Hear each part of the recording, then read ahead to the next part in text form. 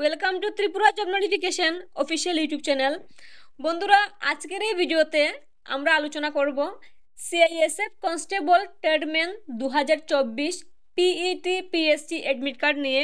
তো তোমরা যারা 2024-এ সিআইএসএফ এর কনস্টেবল ট্রেডম্যান ড্রাইভার বিভিন্ন পোস্টে আবেদন করেছিলে, ইতিমধ্যে কিন্তু তোমাদের অ্যাডমিট কার্ড চলে এসেছে পিইটি এবং পিএসটি এর, এবং তা নিয়ে একটি নোটিশ প্রকাশিত হয়েছে। তো আমরা প্রথমে দেখে নেব সেই নোটিশে কি রয়েছে।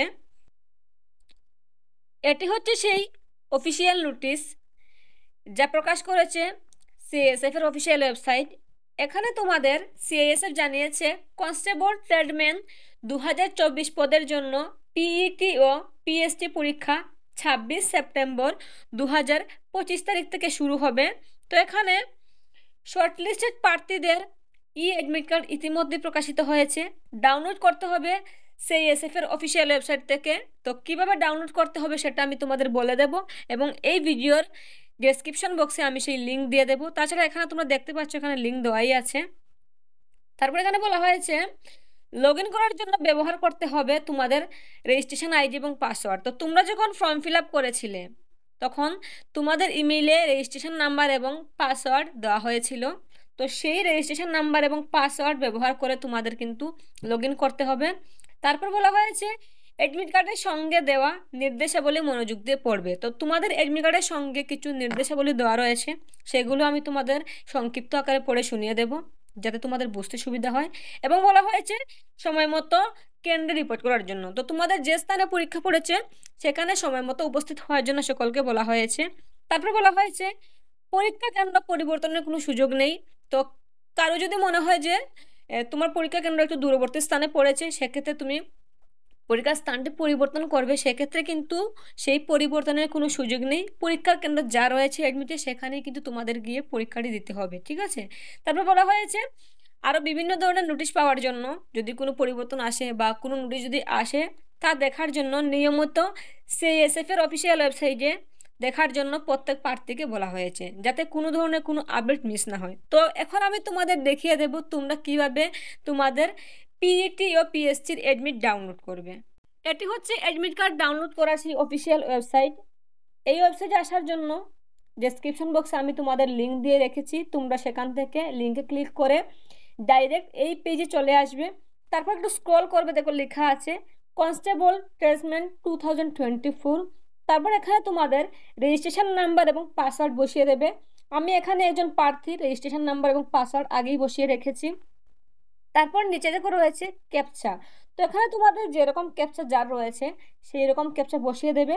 তারপর এখানে সাবমিট বাটনে ক্লিক করবে, একটু লোডিং নেবে, দেখো চলে এসেছে।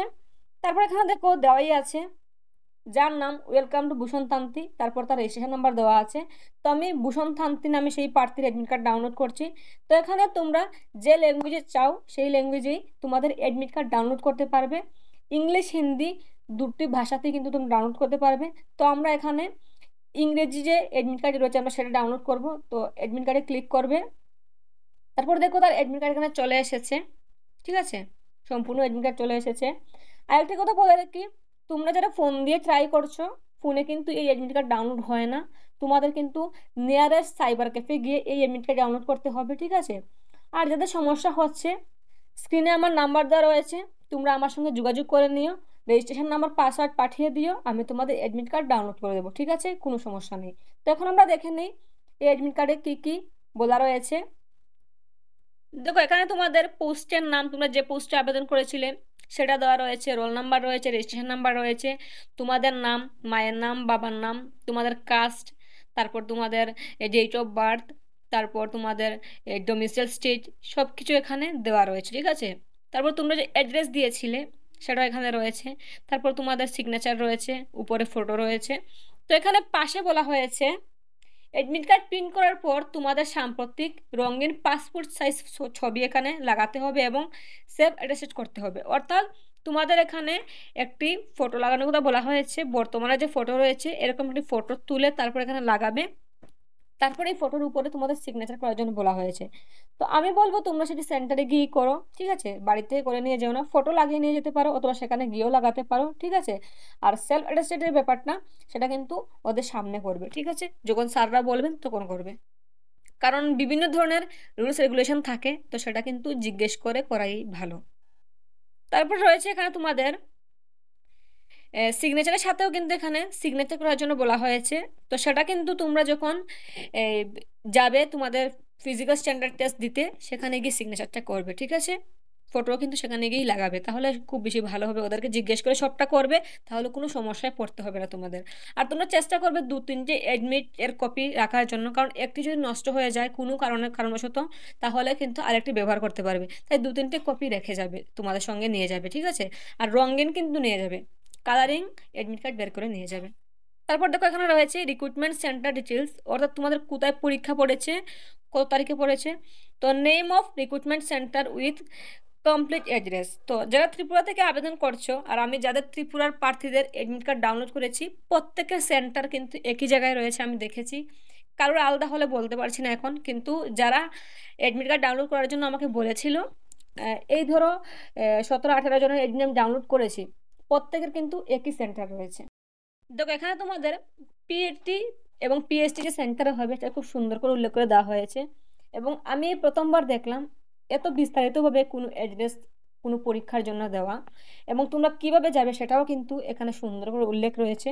তো আমি তোমাদের বলছি, এটা ভালো করে তোমরা শুনবে, ঠিক আছে? তো তোমাদের যে পিইটি পিএসটি সেন্টার নেম সেটি রয়েছে বিজি টিপিপি বঙ্গাইগাঁও।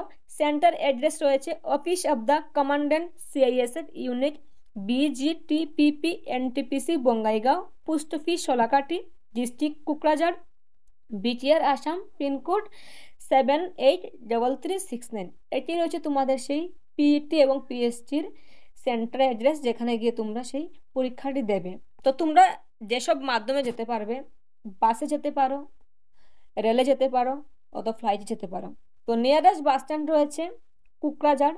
কোকরাঝাড় বাস স্ট্যান্ডে নামলেই সেই সেন্টার কিন্তু বেশি দূরে নয়, এবং নিয়ারেস্ট রেলওয়ে স্টেশন রয়েছে সোলাকাঠি। তোমরা যারা ট্রেনে যাবে, তোমরা সোলাকাঠি রেলওয়ে স্টেশনে নেমে পড়বে, সেখান থেকে কিন্তু তোমাদের পরীক্ষা কেন্দ্র খুব বেশি দূরে নয়। আর নিয়ারেস্ট এয়ারপোর্ট রয়েছে রূপসী এয়ারপোর্ট। তোমরা যারা ফ্লাইটে যেতে চাও, তোমরা কিন্তু রূপসী এয়ারপোর্টে নামলেই খুব বেশি দূরে নয়, পাশাপাশি রয়েছে সেই সেন্টার, সেখানে কিন্তু গাড়ি করে চলে যেতে পারবে। নেক্সট রয়েছে তোমাদের date of PET and PST. তো তোমাদের যে ফিজিক্যাল স্ট্যান্ডার্ড টেস্ট হবে, তারিখ রয়েছে 10 অক্টোবর 2025, এবং তোমাদের রিপোর্টিং টাইম রয়েছে সকাল 6টায়। তোমরা যারা সিআইএসএফ ফিজিক্যাল স্ট্যান্ডার্ড টেস্ট দিতে যাবে, তো প্রত্যেক প্রার্থীর ক্ষেত্রে কিছু ইম্পর্টেন্ট ইনস্ট্রাকশন দেওয়া রয়েছে, সেগুলো প্রত্যেক প্রার্থীকে মাথায় রাখতে হবে। তো এখানে তোমাদের প্রথমে বলা হয়েছে অ্যাডমিট কার্ড নিয়ে পিইটি অথবা পিএসটিতে রিপোর্ট করার সময় অবশ্যই ই অ্যাডমিট কার্ড নিয়ে আসতে হবে। নির্দিষ্ট জায়গায় রিসেন্ট পাসপোর্ট সাইজ ছবি লাগাতে হবে। তো আমি তোমাদের অ্যাডমিট কার্ডে দেখিয়ে দিয়েছি কোথায় তোমাদের ফটো লাগাতে হবে, সেখানে তোমরা একটি পাসপোর্ট সাইজ রিসেন্ট ফটো লাগিয়ে নিয়ে যাবে, নতুন ফটো। আর ছবি না আনলে প্রার্থীতা বাতিল হবে। 2 নম্বরে বলা হয়েছে সিআইএসএফ এর জন্য কনস্টেবল ট্রেডম্যান পদের জন্য সর্বনিম্ন শিক্ষাগত যোগ্যতা হলো মাধ্যমিক পাস। যোগ্যতা পূরণ না করলে পরীক্ষায় বসতে পারবে না। তো যারা মাধ্যমিক পাস করেছো তারাই তো ফর্ম ফিল আপ করেছো এই পদের জন্য। তো যারা যারা যোগ্যতা পূরণ করোনি, তোমাদের কিন্তু পরীক্ষায় বসতে দেওয়া হবে না। অর্থাৎ যারা মাধ্যমিক পাস করে এই ফর্মটি ফিল আপ করেছো, তোমাদের কিন্তু এই পরীক্ষায় বসতে দেওয়া হবে। 3 নম্বরে বলা হয়েছে পরীক্ষার দিনে রিক্রুটমেন্ট সেন্টারে রিপোর্ট করার সময় হচ্ছে সকাল 6টা। তাই সকলে চেষ্টা করবে রিপোর্টিং টাইমের অন্তত 8 ঘন্টা আগে সেই সেন্টারে পৌঁছে যাওয়ার। 4 নম্বরে বলা রয়েছে অ্যাডমিট কার্ড ভালোভাবে চেক করো। অ্যাডমিট কার্ডে কোনো ধরনের কোনো ভুল থাকলে অবিলম্বে সেটা রিক্রুটমেন্ট বোর্ডকে জানাও। 5 নম্বরে বলা হয়েছে সকলকে রিসেন্ট 4 কপি পাসপোর্ট সাইজ ছবি নিয়ে আসতে হবে, এবং তোমাদের সমস্ত অরিজিনাল ডকুমেন্টস সঙ্গে করে নিয়ে যেতে হবে, যেমন এডুকেশন কোয়ালিফিকেশনের marksheet, age proof, caste certificate, যার যা ডকুমেন্টস রয়েছে প্রত্যেকটি সঙ্গে করে তোমাদের নিয়ে যেতে হবে। 6 নম্বর লাইনটি অত্যন্ত গুরুত্বপূর্ণ। তো যেসব মহিলা প্রার্থীরা কনফার্ম প্রেগন্যান্সি অবস্থায় আছেন, তারা অবশ্যই তাদের প্রেগন্যান্সির বিষয়টি নিশ্চিত করে ডাক্তার কর্তৃক দেওয়া মেডিকেল সার্টিফিকেট আনবেন, এবং একই সাথে পিইটি এর সময় রিক্রুটমেন্ট সেন্টারেও তাদের প্রেগন্যান্সি সম্পর্কে একটি লিখিত ডিক্লারেশন জমা দিতে হবে, ঠিক আছে? তারপর এখানে 7 নম্বরে বলা হয়েছে যেসব প্রার্থী পিইটি এবং পিএসটিতে যাবেন সকলকে কিন্তু আধার কার্ড অথবা driving licence, voter card, pan card এর মধ্যে যার যেগুলো রয়েছে যে কোনো একটি বৈধ আইডি প্রমাণ আনতে হবে। তারপর 8 নম্বরে বলা রয়েছে অ্যাডমিট কার্ডের নিরাপত্তার দায়িত্ব সম্পূর্ণ প্রার্থীর উপর। অন্য কেউ অ্যাডমিট কার্ড ব্যবহার করলে প্রমাণের দায়িত্ব কিন্তু প্রার্থীর নিজের। 9 নম্বরে বলা রয়েছে তোমাদের প্রার্থীতা আপাতত প্রভিশনাল, এটা কিন্তু চূড়ান্ত নয়। তোমাদের সমস্ত কাগজপত্র সব কিছু ভেরিফিকেশন হয়ে যাওয়ার পর তোমাদের চূড়ান্ত রেজাল্ট দেওয়া হবে, ঠিক আছে? এটা কিন্তু চূড়ান্ত নয়, এটা শুধুমাত্র প্রভিশনাল। 10 নম্বরে বলা হয়েছে মোবাইল, ইলেকট্রনিক গ্যাজেট বা দামি জিনিস পরীক্ষার কেন্দ্রে আনা নিষেধ, হারিয়ে গেলে সিআইএসএফ এর দায় নেবে না। 11 নম্বরে বলা হয়েছে নির্দিষ্ট সময়ের আগে রিপোর্ট করতে হবে, দেরি করলে পরীক্ষার সুযোগ হারাবে। তো সবাইকে আমি আগেই বলেছি অন্তত 8 ঘন্টা আগে কিন্তু সেই রিপোর্টিং সেন্টার তোমাদের যেখানে রয়েছে সেখানে পৌঁছে যাবে। যদি দেরি করো কিন্তু আর সেখানে ঢুকতে দেওয়া হবে না, ঠিক আছে? তারপর 12 নম্বরে বলা হয়েছে, 12 নম্বরে কিন্তু হাইলাইট করে দেওয়া হয়েছে, ভালোভাবে সেটি শুনবে। তোমাদের যে এই নোটিশটি বেরিয়েছে সেটি কিন্তু শুধুমাত্র পিইটি এবং পিএসটি প্রার্থীর জন্য, এটি কিন্তু ফাইনাল সিলেকশনের প্রমাণ নয়, ঠিক আছে? 13 নম্বরে বলা হয়েছে প্রয়োজনে তোমরা 1 থেকে 2 দিনের নিজের খরচে পরীক্ষার কেন্দ্রে থাকার প্রস্তুতি নিয়ে আসবে। যাতায়াত বা থাকার জন্য কোনো ধরনের টিএ বা ডিএ তোমাদের দেওয়া হবে না। 14 নম্বরে বলা হয়েছে সিএসএফ প্রয়োজন মনে করলে নিয়োগের যে কোনো স্তরে প্রার্থিতা বাতিল করার অধিকার রাখে। অর্থাৎ তোমরা যদি যে ফর্মটি ফিল আপ করেছো তার জন্য যোগ্য না থাকো অথবা তোমাদের ডকুমেন্টসে কোনো সমস্যা থাকে, মানে যে কোনো সমস্যা থাকলে যে কোনো স্তরে কিন্তু সিএসএফ তোমাদের প্রার্থিতা বাতিল করতে পারে। তারপর 15 নম্বরে বলা হয়েছে পরীক্ষার আগে নোটিফিকেশনে দেওয়া যোগ্যতার শর্ত ভালোভাবে যাচাই করবে, ঠিক আছে?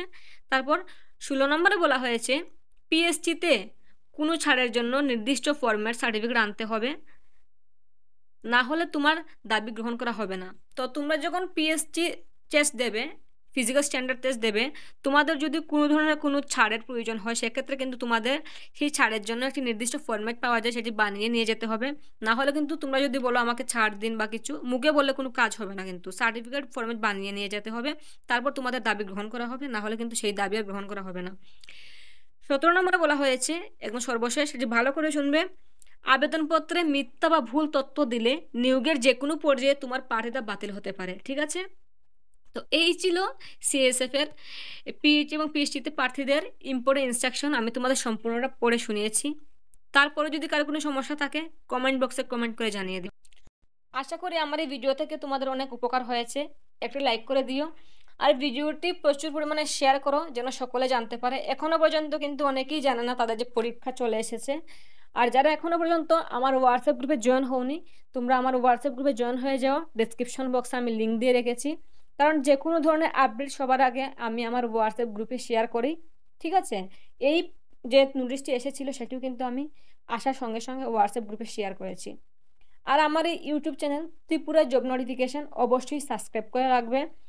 পরবর্তীতে যে কোনো ধরনের আপডেট আসলে তোমরা সবার আগে সেটি পেয়ে যাবে। সবাইকে অসংখ্য ধন্যবাদ ভিডিওটি শেষ পর্যন্ত দেখার জন্য। সবাই খুব ভালো থাকো, সুস্থ থাকো। তোমাদের সকলের জন্য রইল অসংখ্য শুভকামনা। তোমাদের পিইটি এবং পিএসসি খুব ভালো হবে।